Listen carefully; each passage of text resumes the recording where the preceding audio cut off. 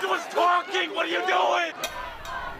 You're watching tense moments outside the ICE facility in Broadview yesterday. Protesters confronting big confrontations there with ICE agents several times throughout the day. DHS confirming at least 3 people were arrested. Asal Rizai is there now. Asal, how are things this morning? It seems there's even more people that have been gathering behind you there. Yeah, Suzanne, some protesters started gathering here around 6 o'clock this morning. We've seen a couple more show up. I'd say less than about 10 here right now. And I want to show you here before we go to video what's kind of unfolding here behind us. You'll see that fence.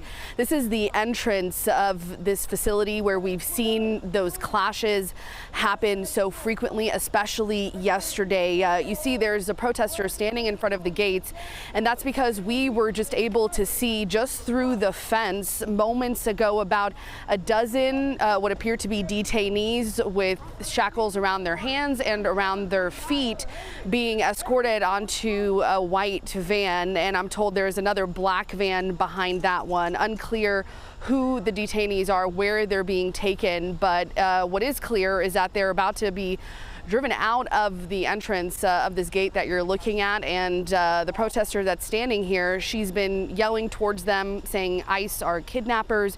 She says that she is going to stand in this driveway and block them from coming out. So unclear really what we're about to watch play out here. If you guys want to stay on this shot, just in case, we can kind of just talk through this. And Suzanne, this is really what we've seen happen so many times. They're asking her to get off the property. She's holding a cell phone and she's been filming for hours now. So it looks like she's starting to get out of the way. All right. So we have some protesters here that are yelling profanities at some of the ICE agents here, Suzanne, and we can go to video now of what we saw play out here last night and yesterday. You'll see a smoke-filled scene. The air was hazy here last night. We saw so many clashes between protesters and ICE agents begin really early in the morning, and it went into the night. We saw several physical fights, people being shoved by ICE agents as fights were breaking out between agents and demonstrators. We saw people being dragged away as they tried to block the entrance of the facility. And we also saw the deployment of pepper spray balls and other chemical agents being thrown into the crowd, as there were several times where we saw ICE agents were outnumbered by demonstrators.